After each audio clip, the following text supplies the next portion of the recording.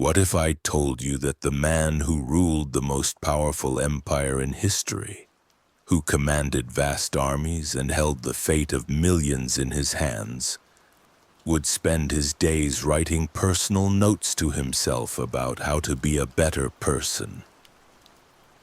What if I told you that this same emperor, Marcus Aurelius, faced many of the same struggles we face today? Anxiety, difficult relationships, uncertainty about the future, and the constant pressure to perform. And what if I told you that the wisdom he developed to navigate these challenges could transform how you handle every aspect of your modern life?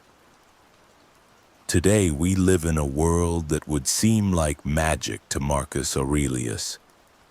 We carry computers in our pockets, we can speak to people across the globe instantly, and we have access to more information than any emperor in history. Yet somehow we're more anxious, more distracted, and more overwhelmed than ever before. We're constantly bombarded with notifications, social media updates, breaking news alerts, and the endless pressure to optimize every moment of our existence. But here's what's fascinating. The fundamental challenges of being human haven't changed. We still struggle with fear, we still deal with difficult people, we still face uncertainty about our future, and we still battle with our own minds. The same mental patterns that plagued people 2,000 years ago are the same ones that keep us up at night scrolling through our phones, wondering if we're living the right life, making the right choices, or measuring up to some impossible standard. Marcus Aurelius understood something profound about human nature. He realized that while we can't control what happens to us, we have complete control over how we respond to what happens to us. This isn't just philosophical theory, this is practical wisdom that he tested in the most extreme circumstances imaginable. He ruled during plagues, wars, political upheaval, and personal tragedy. He faced betrayal from trusted advisors, rebellions from his own generals, and the constant pressure of making decisions that affected millions of lives. Yet through all of this, he developed a mental framework that allowed him to remain calm, focused, and purposeful. He didn't just survive these challenges, he thrived in spite of them. And the remarkable thing is that he wrote down his thought processes, his mental strategies, and his philosophical insights in a private journal that we now call Meditations. This wasn't meant to be published, it was simply his way of working through problems and reminding himself of the principles that would guide him through difficult times. What makes Marcus Aurelius particularly relevant to our modern world is that he wasn't a philosopher sitting in an ivory tower, theorizing about life. He was a man of action, dealing with real problems, making real decisions, and facing real consequences. He had to balance competing demands on his time, manage difficult relationships, and make choices under pressure, just like we do today. The difference is that he developed a systematic approach to thinking about these challenges. He created mental models that helped him see situations clearly, respond appropriately, and maintain his sense of purpose even when everything around him was chaotic. These aren't abstract concepts, they're practical tools that you can apply immediately to your own life. Think about the last time you felt overwhelmed by everything on your plate. Maybe you had work deadlines piling up, family obligations demanding your attention, and personal goals that seemed impossible to achieve. Your mind was probably racing between all these different concerns. jumping from one worry to another, never fully focusing on any single issue. This is exactly the kind of mental chaos that Marcus Aurelius learned to navigate, and his strategies for dealing with it are more relevant today than they were 2,000 years ago. Consider how he would approach a modern challenge like social media. He would recognize that the constant comparison with others, the addiction to likes and comments, and the fear of missing out are all forms of mental slavery. He would see that when we base our sense of worth on external validation, we give away our power to people who don't even know us. He would remind us that our peace of mind shouldn't depend on whether strangers on the internet approve of our posts. Or think about how he would handle the modern workplace. He would recognize that office politics, difficult bosses, and demanding clients are simply external circumstances that we can't control. But he would also see that we have complete control over our effort, our attitude, and our response to these challenges. He wouldn't waste energy complaining about unfair situations. Instead, he would focus on doing excellent work and maintaining his integrity regardless of how others behaved. The beauty of Marcus Aurelius's approach is that it's simultaneously practical and profound. It gives you specific strategies for dealing with immediate problems, while also helping you develop a deeper understanding of what really matters in life. It's not about becoming emotionally numb or accepting unfair treatment. It's about developing the mental clarity to see situations accurately, the emotional stability to respond appropriately, and the wisdom to focus your energy on what you can actually influence. What we're going to explore together is how to apply these ancient insights to the unique challenges of modern life. We'll look at how Marcus Aurelius would handle everything from career setbacks to relationship conflicts, from financial stress to existential anxiety. We'll examine how his principles can help you make better decisions, build stronger relationships, and find meaning in your work.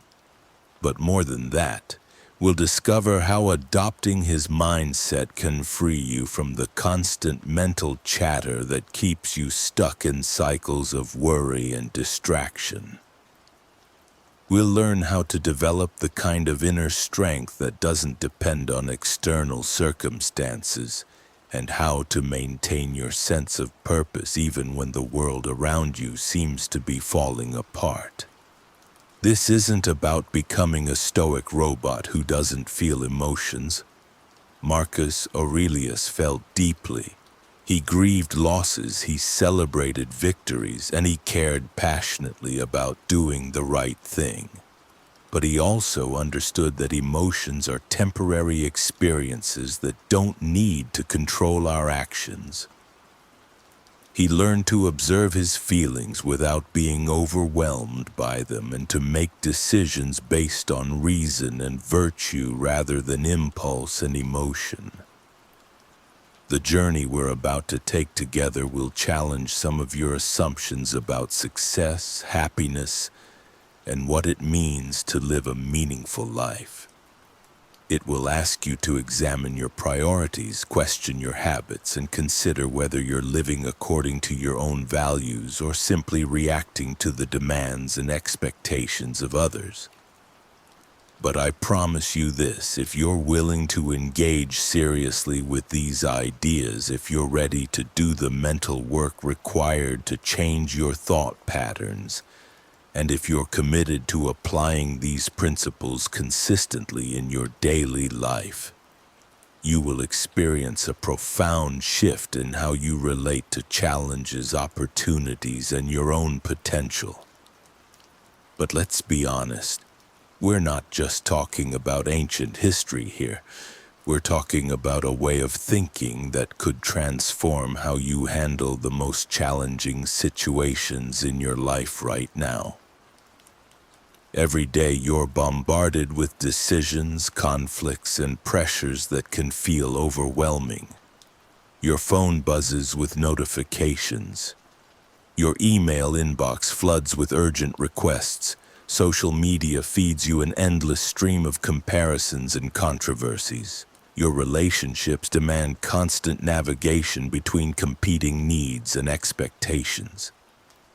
Here's what's fascinating about Marcus Aurelius. He wasn't sitting in some ivory tower philosophizing about life's problems. He was dealing with plagues, wars, political betrayals, and personal tragedies while running one of the most powerful empires in human history. Yet he developed mental frameworks that allowed him to maintain clarity, make sound decisions, and find meaning in the midst of chaos. Think about the last time you felt truly overwhelmed.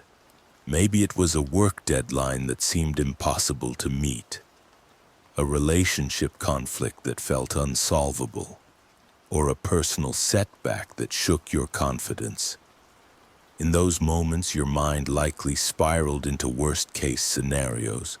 Your emotions hijacked your rational thinking, and you felt powerless against circumstances beyond your control.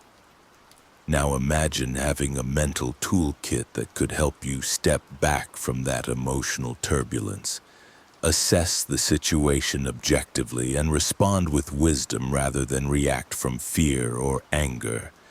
That's exactly what Stoic principles offer, and it's why they're more relevant today than ever before. Marcus Aurelius understood something profound about human nature. We suffer more in imagination than in reality. Most of our anxiety comes not from what's actually happening, but from our interpretations of what's happening and our projections about what might happen. When you're lying awake at 3 a.m. worrying about a presentation next week, you're not actually giving the presentation. You're creating a mental simulation of failure and then experiencing the emotional consequences of that imagined failure as if it were real. The Stoic approach teaches you to distinguish between the event itself and your judgment about the event. The presentation is just a presentation. The traffic jam is just a traffic jam. The difficult conversation is just a conversation. It's your thoughts about these things that create the emotional suffering. And here's the liberating truth. You have far more control over your thoughts than you realize. Consider how Marcus Aurelius might approach modern challenges that you face every day. When someone cuts you off in traffic, instead of letting road rage consume your morning, you could remind yourself that their actions have nothing to do with you personally. They might be rushing to the hospital, dealing with their own crisis, or simply having a bad day. Your reaction is your choice, and that choice determines whether this incident ruins your mood or becomes a fleeting moment in your day. When you're facing criticism at work, instead of immediately becoming defensive or taking it as a personal attack, you could pause and ask yourself what truth might be contained in the feedback. Even harsh criticism often contains valuable information that can help you improve. Your ego might be bruised, but your character can be strengthened. When you're scrolling through social media and feeling inadequate compared to others' highlight reels, you could remember that you're comparing your internal experience to others' external presentation. Everyone struggles with doubt, fear, and uncertainty. The difference is that most people don't post about their 3 a.m. anxieties or their moments of self-doubt. The Stoic practice of morning reflection is particularly powerful in our current context. Marcus Aurelius began each day by reminding himself of life's fundamental truths, that he would encounter difficult people, that things wouldn't always go according to plan, and that his response to these challenges would determine his character. Instead of being caught off guard by problems, he mentally prepared for them. You can adopt this same practice.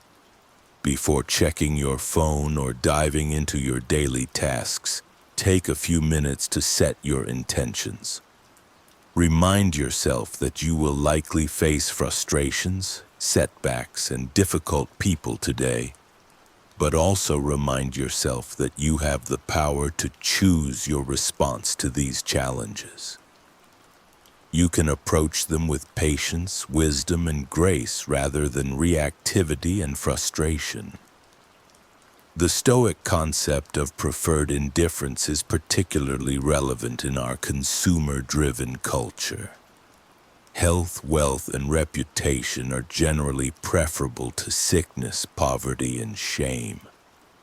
But they're not what ultimately determine your happiness or your worth as a person. You can be wealthy and miserable, or face financial hardship and still maintain your dignity and peace of mind. You can be healthy and anxious, or deal with illness and still find meaning and joy. This doesn't mean you should be passive or stop working toward your goals. It means you should hold your goals lightly, pursuing them with dedication while remaining unattached to the outcome. You do your best work on the project, but you don't let the results define your self-worth. You invest in your relationships, but you don't make your happiness dependent on others' responses. Marcus Aurelius also understood the importance of perspective and the passage of time.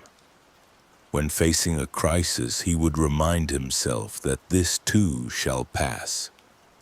The Roman Empire itself would eventually fall, and all of his achievements would be forgotten. Rather than finding this depressing, he found it liberating. If nothing lasts forever, then you're free to focus on what truly matters. Developing your character, treating others with kindness, and living according to your values. This long-term perspective can help you navigate contemporary challenges with greater equanimity.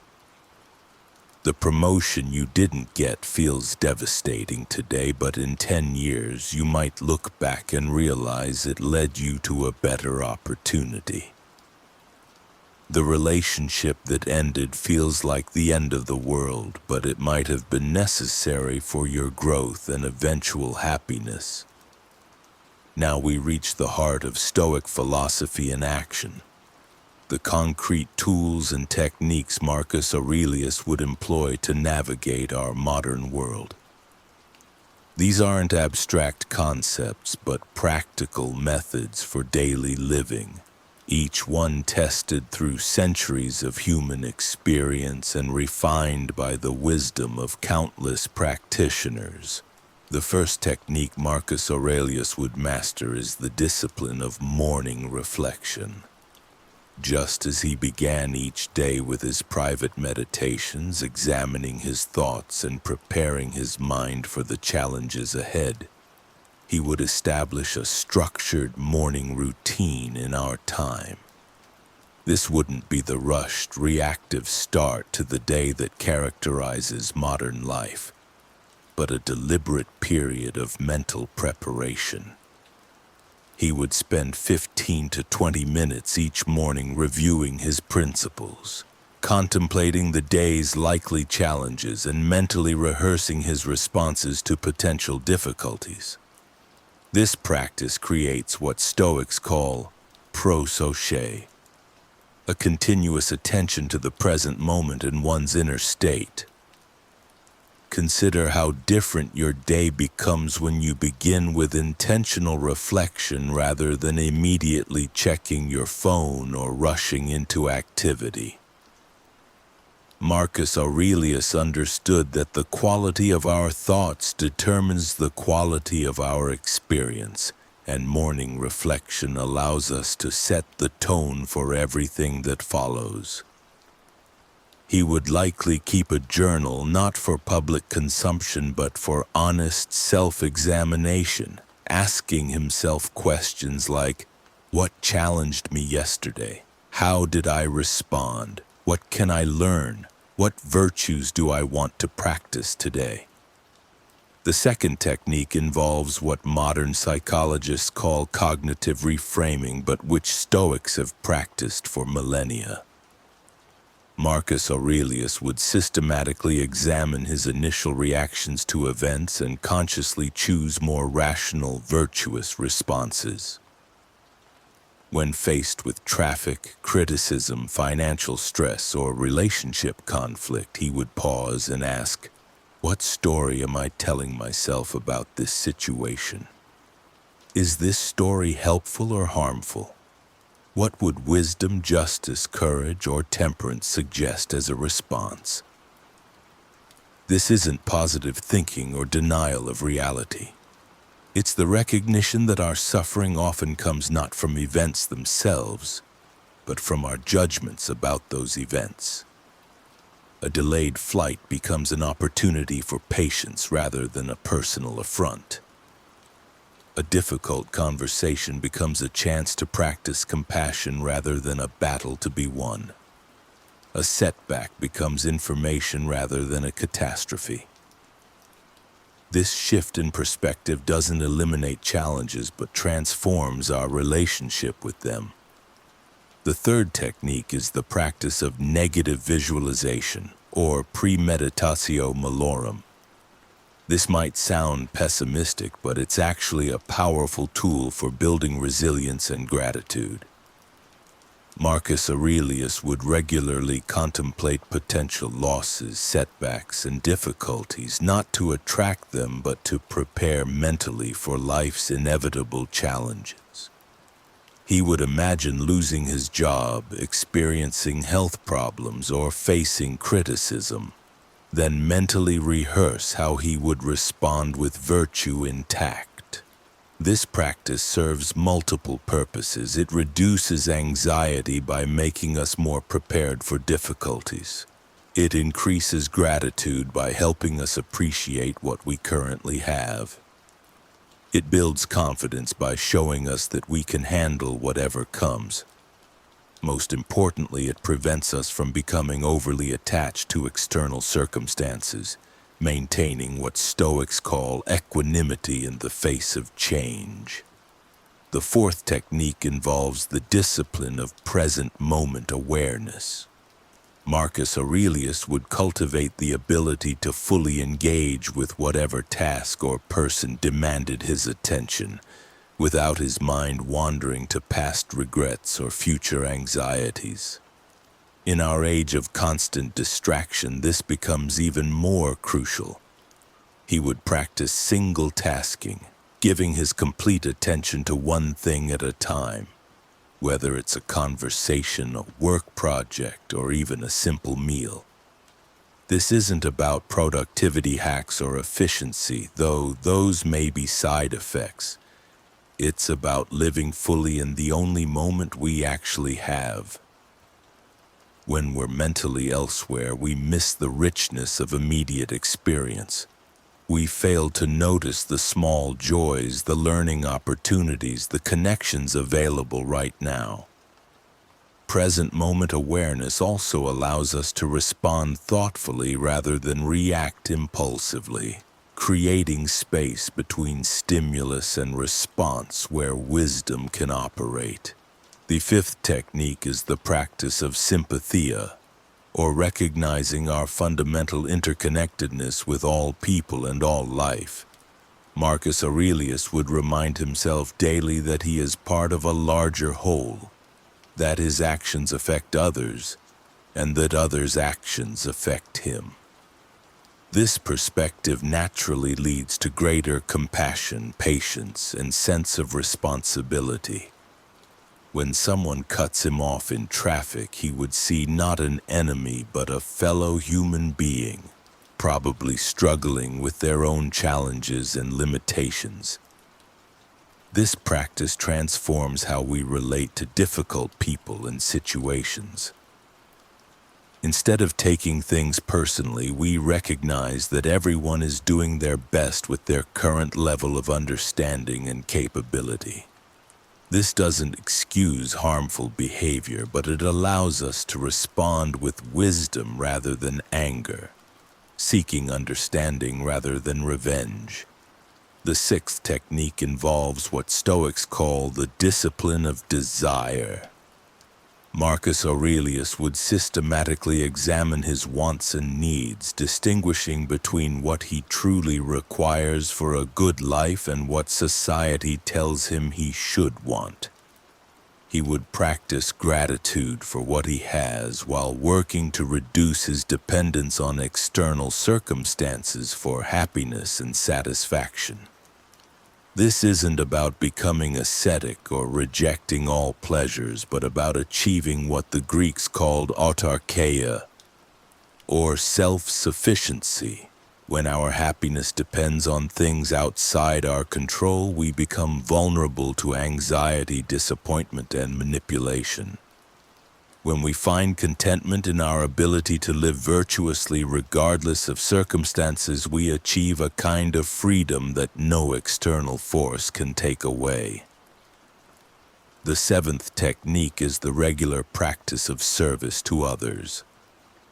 Marcus Aurelius understood that virtue is not a private affair, but something that manifests in our relationships and contributions to the common good.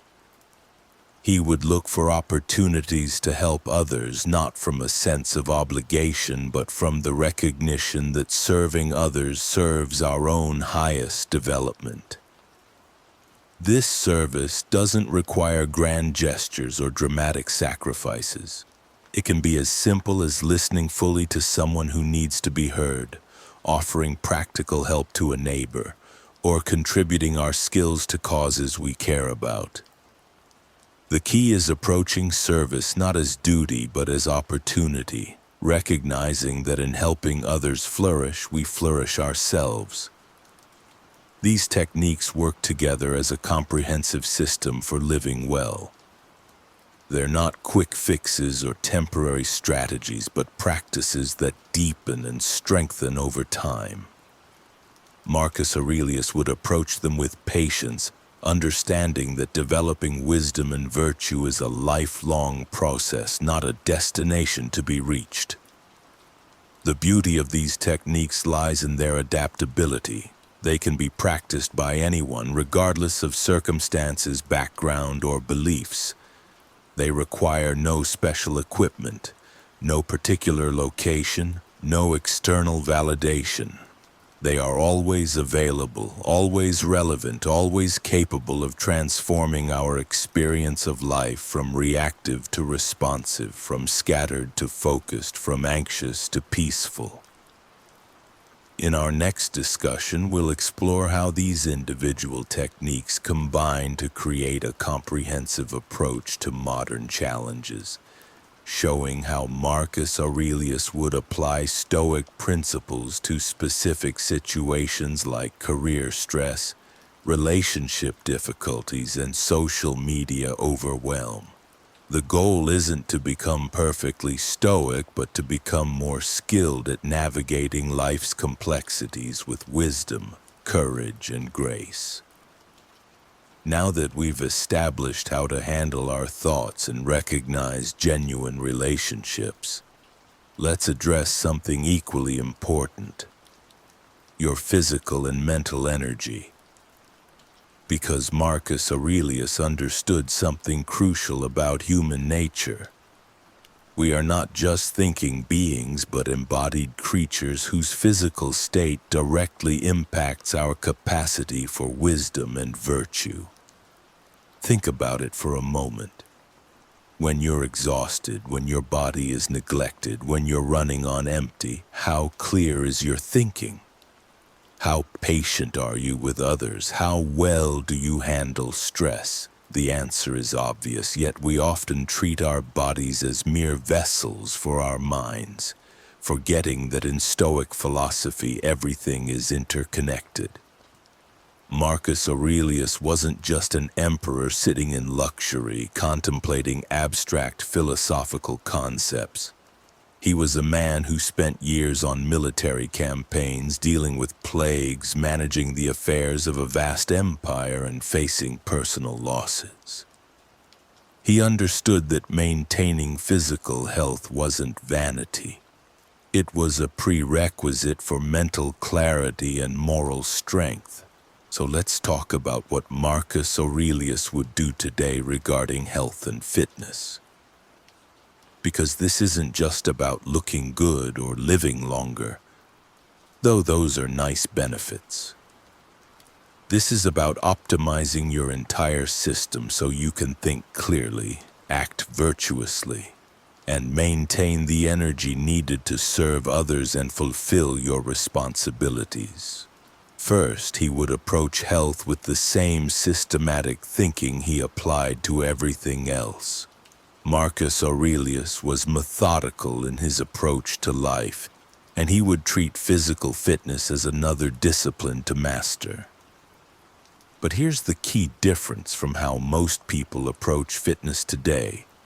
He wouldn't be motivated by vanity or comparison to others.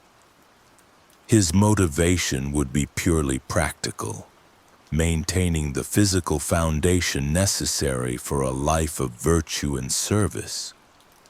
He would likely start each day with some form of physical activity, not because he enjoyed it necessarily, but because he understood its importance.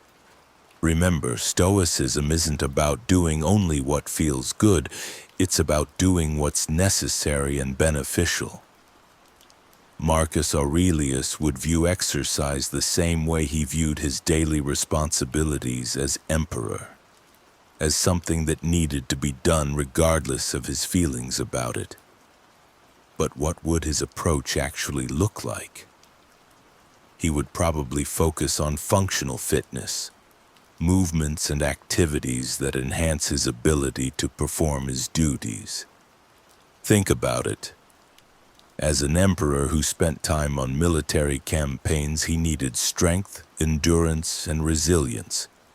He wouldn't be concerned with achieving a certain aesthetic or competing with others. His focus would be on building a body that serves his higher purposes. This means he would likely gravitate toward compound movements, exercises that work multiple muscle groups and mirror real-world activities. Walking, lifting, carrying, climbing. These are the movements that build genuine strength and endurance. He wouldn't be swayed by the latest fitness trends or complicated workout routines. He would stick to the basics that have worked for thousands of years. Now let's talk about nutrition, because this is where Marcus Aurelius would really shine. He understood the concept of enough, not too little, not too much, but just what's needed. In a world obsessed with extreme diets and complicated nutritional philosophies, he would likely take a remarkably simple approach. Eat to fuel your body and mind, not to satisfy every craving or emotion. He would probably eat the same foods regularly, not because he lacked imagination, but because he understood that decision fatigue is real. By removing the daily decision of what to eat, he could focus his mental energy on more important matters. He would choose foods that provided sustained energy and supported his cognitive function, likely emphasizing whole foods, adequate protein, and avoiding anything that made him feel sluggish or unclear. But here's something crucial that Marcus Aurelius would understand about modern life that many of us missed. The biggest health challenges we face today aren't about finding the perfect workout routine or diet plan. They're about managing stress, getting adequate sleep, and maintaining our mental health in a world that seems designed to overwhelm us. Marcus Aurelius would be fascinated by what we now know about stress physiology and sleep science. He would understand that chronic stress, the kind that comes from constantly worrying about things outside our control, literally damages our bodies and minds. He would see this as a perfect example of why Stoic principles aren't just philosophical concepts, but practical tools for physical and mental health. He would prioritize sleep like a medicine, understanding that it's during sleep that our bodies repair themselves and our minds process the day's experiences. He wouldn't view sleep as time wasted, but as an essential investment in his capacity to serve others and think clearly. He would probably have a consistent sleep schedule, create an environment conducive to rest, and avoid activities that interfere with quality sleep. Mental health would be another priority, but not in the way we might think. Marcus Aurelius wouldn't be focused on feeling good all the time or avoiding negative emotions. Instead, he would focus on building mental resilience, the ability to experience difficult emotions without being overwhelmed by them, to face challenges without losing his sense of purpose, and to maintain perspective even in difficult circumstances. He would likely have a regular meditation practice, not the kind focused on relaxation or bliss, but the kind that builds mental discipline and clarity. He would use this time to examine his thoughts, align his actions with his values, and prepare mentally for the day ahead. This isn't about escaping reality, it's about engaging with reality more skillfully. Now here's where Marcus Aurelius would really differ from modern approaches to health and fitness. He would view his body as a tool for service, not as an end in itself. Every decision about exercise, nutrition, sleep, and mental health would be filtered through the question: does this help me serve others and fulfill my responsibilities more effectively? This perspective would protect him from the narcissism that often creeps into modern fitness culture. He wouldn't be taking selfies at the gym or obsessing over his appearance. He wouldn't be trying to optimize every biomarker or follow every health trend. He would focus on the fundamentals that actually matter for long-term health and performance. He would also understand something that many people miss. Consistency matters more than intensity. Rather than trying to transform his body overnight through extreme measures, he would focus on sustainable habits that he could maintain for decades. He would view health as a long-term project, not a short-term fix. Marcus Aurelius would also be realistic about aging and physical limitations. He wouldn't be trying to fight time or pretend that his body would stay the same forever. Instead, he would adapt his approach as needed, always focusing on what he could control rather than lamenting what he couldn't. But perhaps most importantly, he would understand that true health isn't just about the absence of disease or the presence of physical fitness. It's about the integration of body, mind, and spirit in service of a meaningful life. He would see his physical health as inseparable from his mental and spiritual health, understanding that neglecting any aspect weakens the whole. So what does this mean for you? It means approaching your health the way Marcus Aurelius would, not as a vanity project or a way to impress others, but as a fundamental responsibility to yourself and those you serve. It means focusing on the basics that actually matter rather than getting caught up in trends and complications.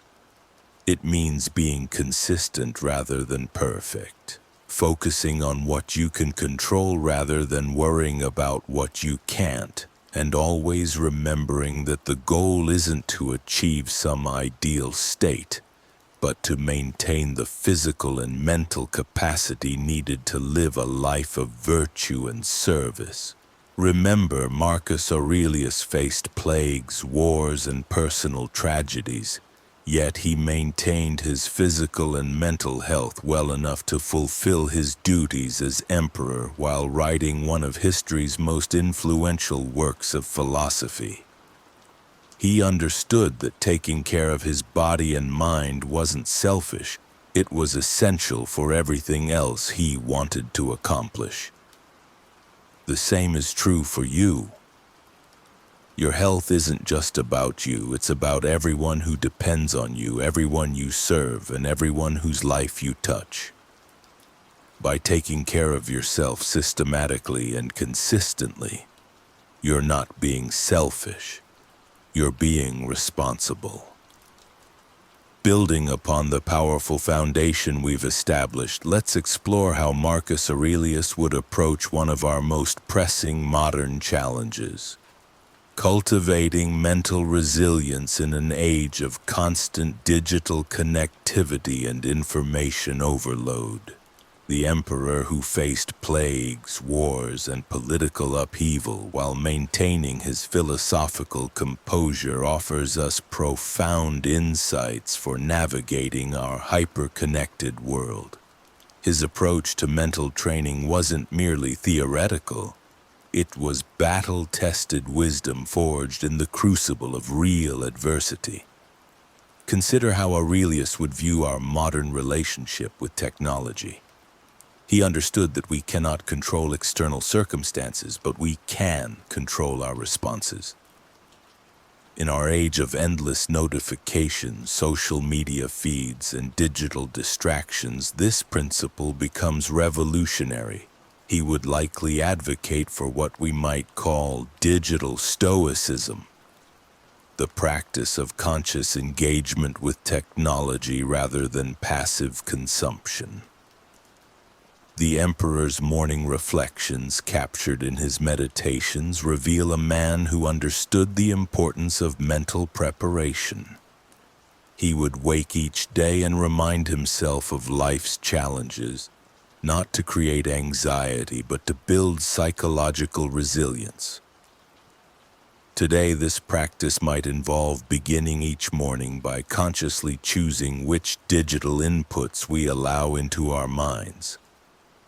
Rather than immediately checking phones or diving into news feeds, we might follow his example of starting with intentional reflection.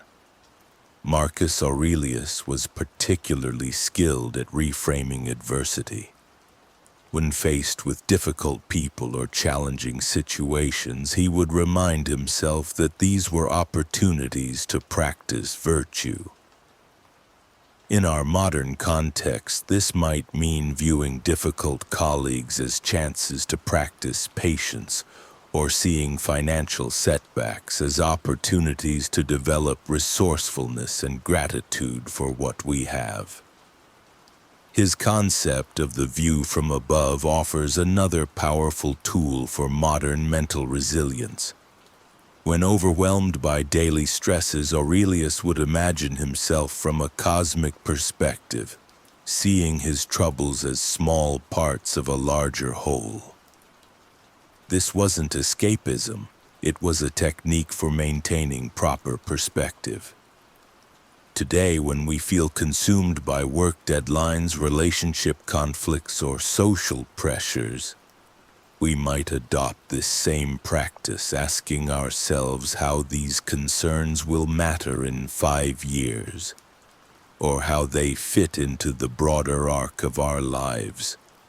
The emperor also understood the importance of accepting what he called the discipline of desire.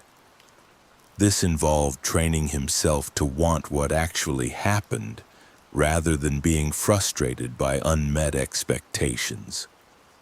In our culture of instant gratification and endless options, this wisdom becomes particularly relevant. Rather than constantly seeking the next upgrade, achievement, or experience, we might practice finding contentment in our current circumstances while still working toward meaningful goals. Marcus Aurelius would likely be fascinated by our modern understanding of neuroplasticity, the brain's ability to rewire itself through practice. His daily mental exercises, recorded in his personal journal, demonstrate an intuitive understanding of what neuroscience now confirms, that we can literally reshape our minds through consistent practice. He would probably encourage us to approach mental training with the same dedication we bring to physical fitness. His approach to handling criticism and praise offers another crucial lesson for our age of public opinion and social media feedback. Aurelius trained himself to remain unmoved by both excessive praise and harsh criticism, recognizing that both could distract from his true purpose. In our era of likes, shares, and comments, this emotional independence becomes essential for maintaining mental health and authentic self-expression. The emperor's emphasis on service to others provides a powerful antidote to the isolation and self-absorption that can characterize modern life. He saw his role not as pursuing personal happiness, but as contributing to the common good. This perspective offers profound meaning and resilience. When we're focused on serving others, our own problems often seem more manageable and we find purpose beyond personal gratification. His practice of negative visualization, imagining the loss of things we value, might seem counterintuitive in our positive thinking culture. But Aurelius understood that by contemplating potential losses, we become more grateful for what we have and less devastated when losses actually occur. This isn't pessimism, it's psychological preparation that leads to greater appreciation and resilience. Perhaps most importantly, Marcus Aurelius understood that mental resilience isn't about avoiding difficulty. It's about developing the capacity to meet challenges with wisdom, courage, and grace. He didn't seek an easy life. He sought to become the kind of person who could handle whatever life presented. This fundamental shift in focus, from trying to control circumstances to developing our capacity to respond wisely, remains perhaps the most practical and powerful lesson he offers our modern world. The emperor's legacy reminds us that true strength isn't measured by the absence of struggle, but by our ability to maintain our values and purpose regardless of external circumstances.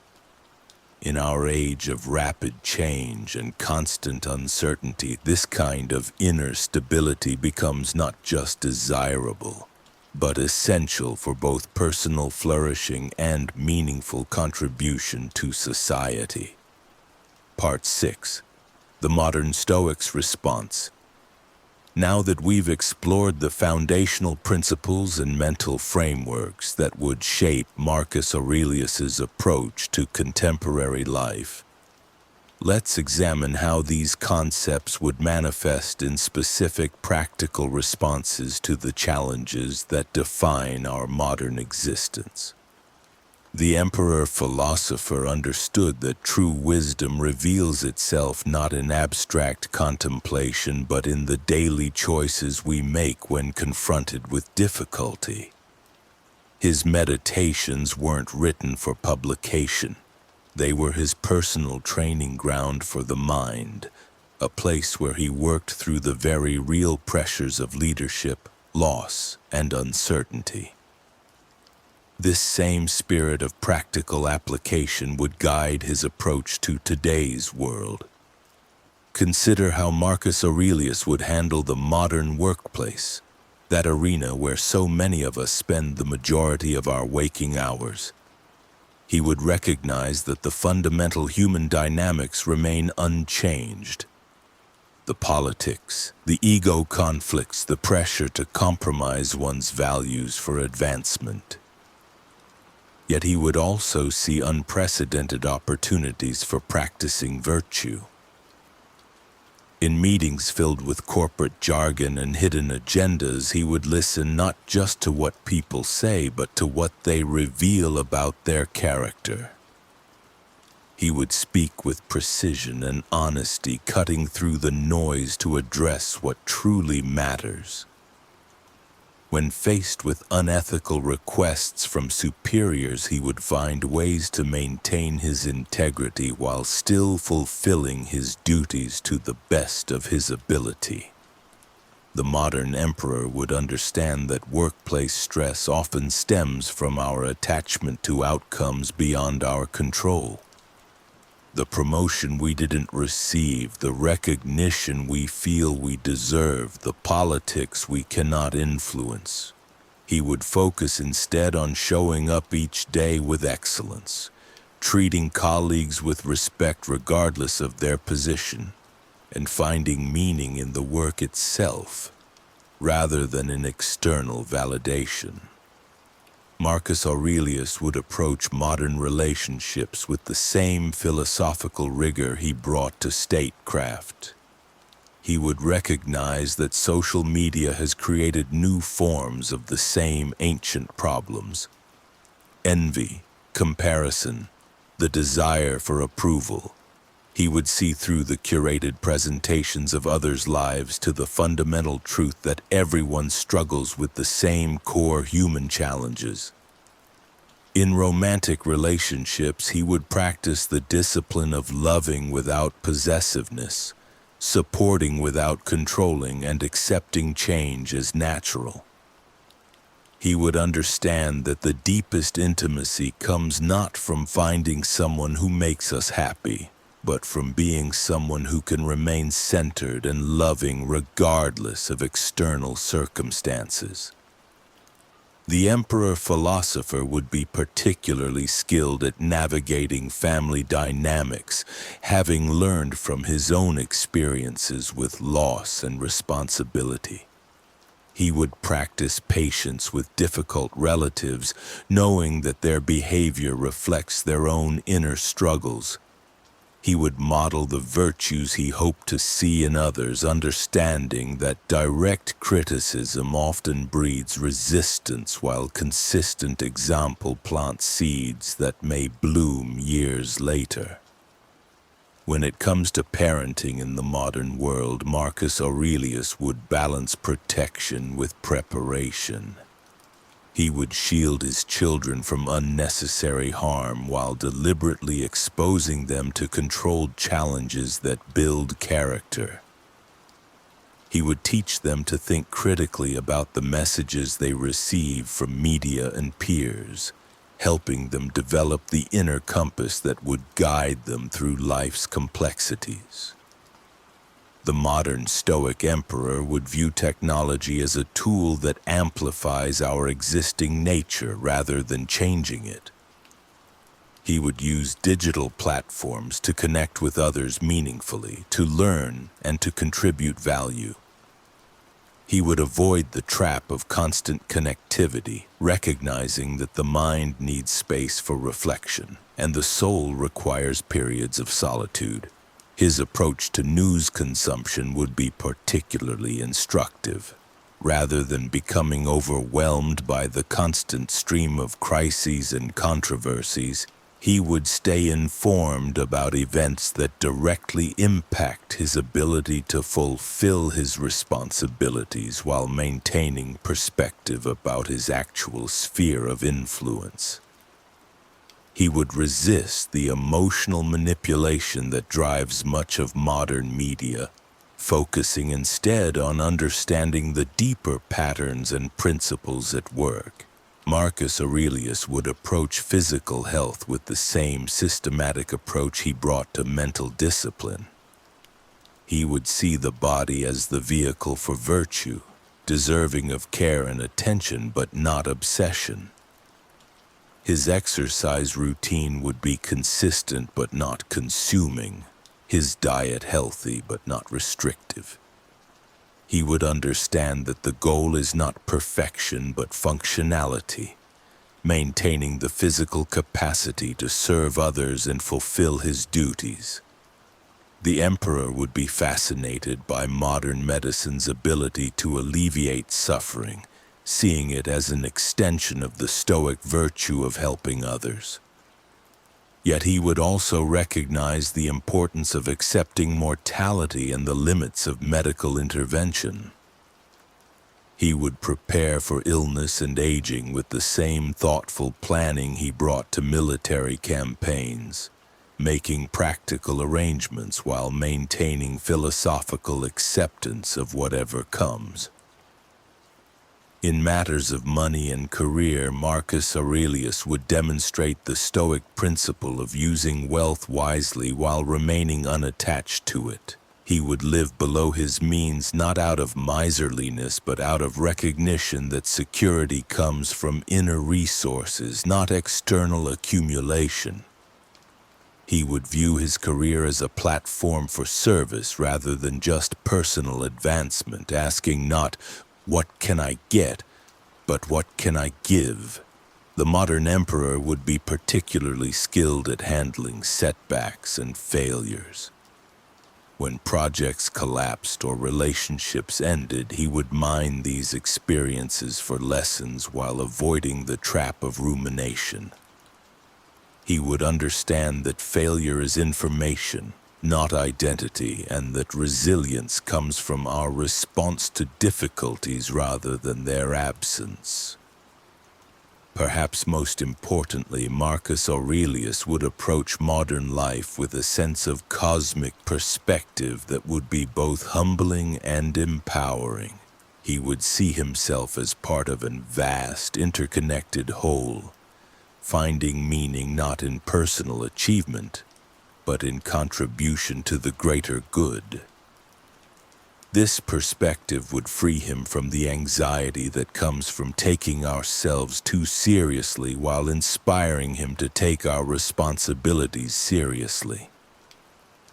The emperor-philosopher would end each day with reflection, asking himself how he had grown, where he had fallen short, and what he could do better tomorrow.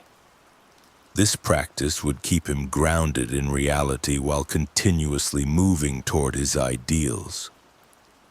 He would sleep peacefully knowing that he had done his best with what was within his control, and wake each morning ready to begin again. This is the way of the modern Stoic, not as an escape from the world's complexity, but as a method for engaging with it more skillfully. Marcus Aurelius would show us that the path to fulfillment lies not in changing our circumstances, but in changing our relationship to them, finding freedom not in getting what we want, but in wanting what we have, and discovering strength not in avoiding difficulty, but in meeting it with virtue. The ancient wisdom remains eternally relevant because human nature remains constant. The tools change, the challenges evolve, but the fundamental choice remains the same. Will we be victims of circumstance or architects of our character? Marcus Aurelius would choose the latter, and in doing so would light the way for all of us seeking to live with greater wisdom, courage, and peace in these complex modern times. As we approach the end of our exploration into how Marcus Aurelius would navigate our modern world, we must remember that his wisdom isn't simply historical curiosity. It's a living framework for authentic human flourishing.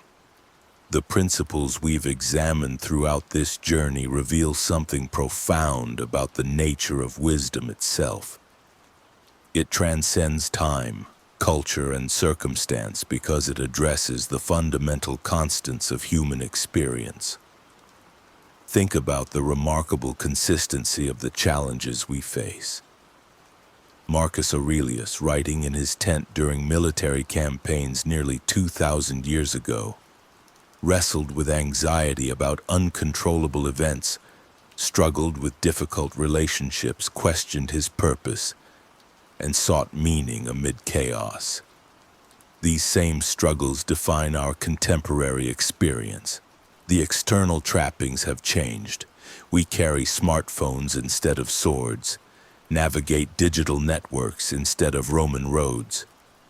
But the internal landscape remains remarkably similar. This is why his approach to modern challenges feels so immediately relevant. When we apply his framework to social media anxiety, we're not imposing ancient ideas onto modern problems. We're recognizing that the anxiety itself is timeless. The trigger might be a notification instead of a messenger bringing news from the frontier.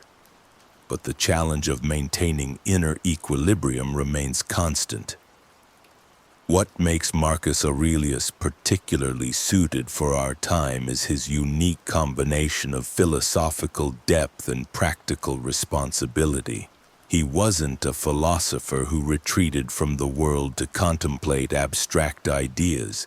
He was someone who had to make life and death decisions while maintaining his philosophical principles. He governed an empire while practicing Stoic detachment. He faced plague, war, and personal loss while cultivating gratitude and acceptance. This integration of wisdom and action offers us a model for modern living that goes beyond mere intellectual understanding. It shows us how to embody philosophical principles in the midst of demanding careers, complex relationships, and overwhelming global challenges. His approach doesn't require us to abandon our ambitions or retreat from engagement. It teaches us how to pursue our goals while maintaining perspective and inner peace. The practical applications we've explored, from reframing anxiety as opportunity for growth to viewing difficult people as training partners for patience, aren't just clever techniques. They're expressions of a deeper understanding about the nature of human experience and our capacity for transformation. When we practice negative visualization, we're not being pessimistic. We're training ourselves to appreciate what we have while building resilience for what we might lose. The discipline of perception that Marcus Aurelius championed becomes especially crucial in our information-saturated age. We're constantly bombarded with interpretations of events, opinions about what matters, and pressure to react immediately to every development. His practice of stepping back, examining our initial reactions, and choosing our responses deliberately offers us a path through this chaos. Consider how he would approach the modern tendency toward outrage and immediate judgment. Rather than being swept up in the emotional intensity of the moment, he would pause and ask, "What can I control in this situation? What is actually within my sphere of influence? How can I respond in a way that aligns with my values rather than my impulses?" This doesn't mean becoming passive or indifferent to injustice and suffering. Marcus Aurelius was deeply committed to his responsibilities as emperor and worked tirelessly for the welfare of his people. But he understood that effective action flows from clarity of thought and emotional regulation, not from reactive intensity. The practice of memento mori, remembering our mortality, that we've discussed takes on special significance in our age of distraction and superficiality. We live in a culture that often encourages us to avoid thinking about death, to stay busy enough that we don't confront the deeper questions of meaning and purpose. Marcus Aurelius would see this avoidance as a form of self-deception that ultimately impoverishes our experience. By regularly contemplating the temporary nature of our existence, we don't become morbid or depressed. We become more alive. We appreciate the preciousness of each moment, the irreplaceable value of our relationships, and the importance of living in accordance with our deepest values. This awareness transforms how we spend our time and energy, shifting our focus from the trivial to the truly important. The concept of the inner citadel, that unassailable core of self that remains free regardless of external circumstances, offers profound hope in an age of anxiety and uncertainty. We cannot control the economy, the political climate, or even our own health indefinitely. But we can cultivate an inner strength that remains stable regardless of these external fluctuations. This isn't about developing a thick skin or becoming emotionally numb. It's about recognizing that our deepest well-being comes from sources that cannot be taken away from us. Our capacity for reason, our ability to choose our responses, our commitment to virtue, and our connection to something larger than ourselves. The practice of morning reflection that Marcus Aurelius advocated becomes a powerful tool for intentional living in our reactive age.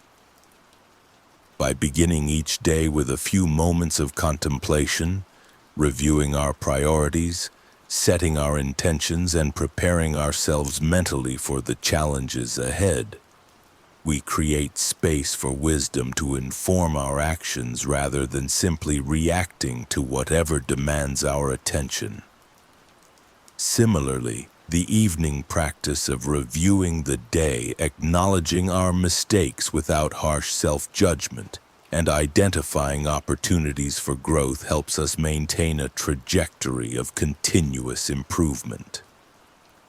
This isn't about perfectionism or self-criticism. It's about honest self-assessment in service of becoming more fully ourselves. The Stoic emphasis on virtue as the highest good challenges much of contemporary culture's focus on external achievements and acquisitions. Marcus Aurelius would remind us that true success cannot be measured simply in terms of wealth, status, or recognition. These things may come and go, but the cultivation of wisdom, justice, courage, and temperance creates a foundation for lasting fulfillment. This doesn't mean we should be indifferent to material success or professional achievement. Rather, it means we should pursue these goals while maintaining perspective about their ultimate significance. We can work hard and strive for excellence while recognizing that our worth as human beings doesn't depend on our accomplishments. The practice of seeing obstacles as opportunities for growth, the impediment to action advancing action, transforms our relationship with difficulty and setbacks. Instead of seeing challenges as problems to be avoided, we can learn to see them as the raw material for developing strength, wisdom, and character. This shift in perspective doesn't make difficulties less challenging, but it does make them more meaningful. When we understand that every obstacle is an opportunity to practice virtue, patience in the face of delay, courage in the face of fear, justice in the face of unfairness, we begin to see our lives as a kind of training ground for becoming more fully human.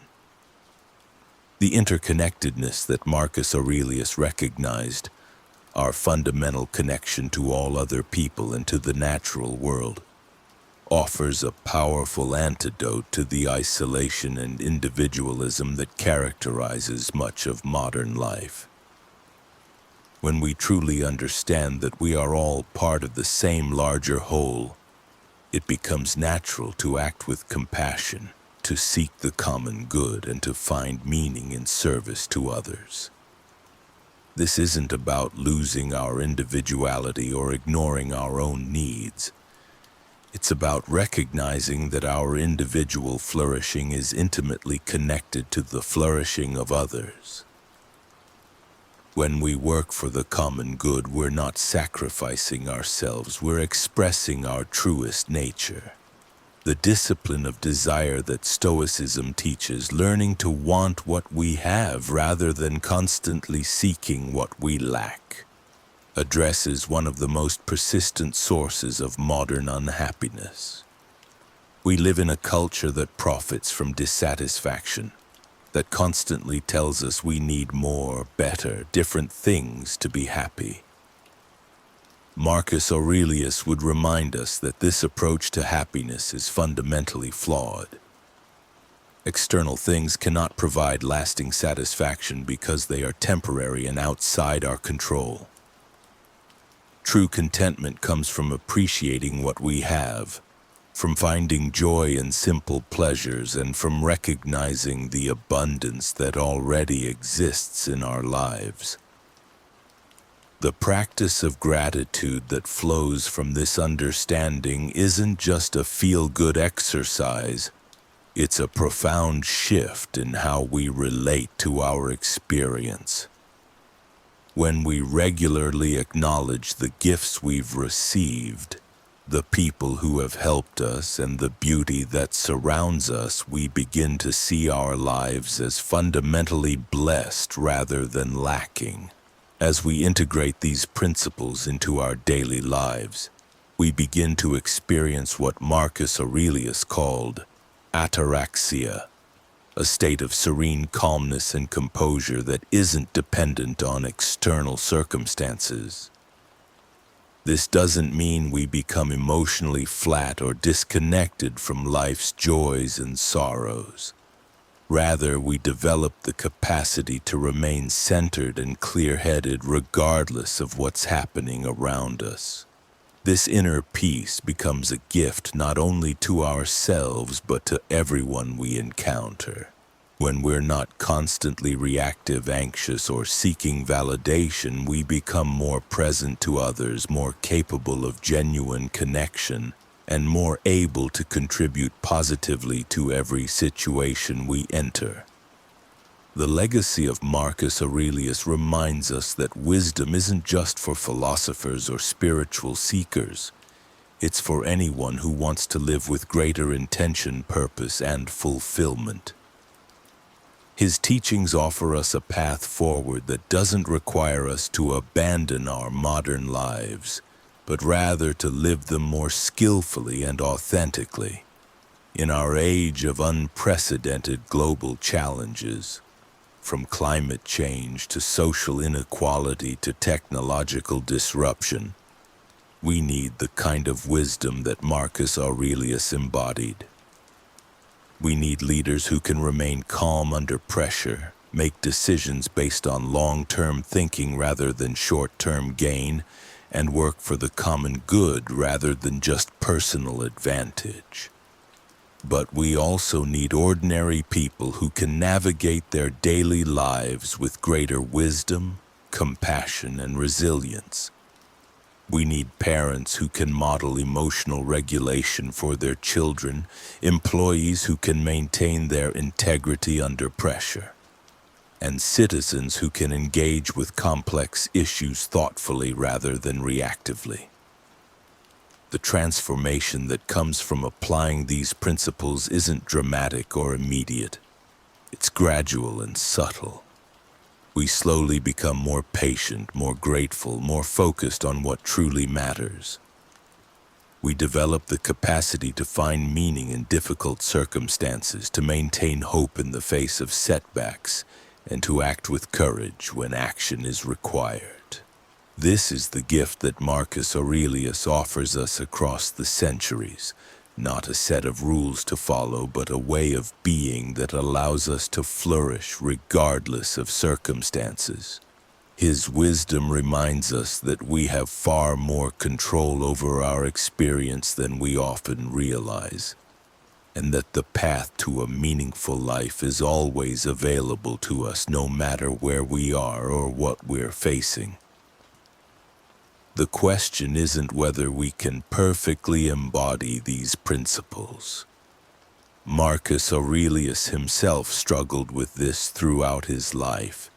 The question is whether we're willing to begin the journey, to commit to the daily practice of becoming more fully ourselves, and to trust that this ancient wisdom can guide us toward a life of greater purpose, peace, and fulfillment. In the end, what Marcus Aurelius would do today is the same thing he did in his own time. He would face each day with intention, meet each challenge with wisdom, and work to leave the world a little better than he found it. This is the invitation his teachings extend to us, not to achieve perfection, but to commit ourselves to the ongoing work of becoming more fully human. The wisdom of Marcus Aurelius doesn't promise an easy life, but it does promise a meaningful one. It doesn't guarantee that we'll avoid pain or difficulty, but it does show us how to transform these experiences into opportunities for growth and service. Most importantly, it reminds us that regardless of what's happening in the external world, we always have the power to choose our response, and in that choice lies our freedom, our dignity, and our hope. And so our exploration of what Marcus Aurelius might do today gently fades into the night. If you're still with me, I invite you to stay. Let the last whispers of this story be your lullaby, guiding you away from the day's worries and into a sleep that is both profound and utterly serene. Close your eyes, breathe deeply, and allow yourself to truly fall asleep wisely. Rest well, my friends.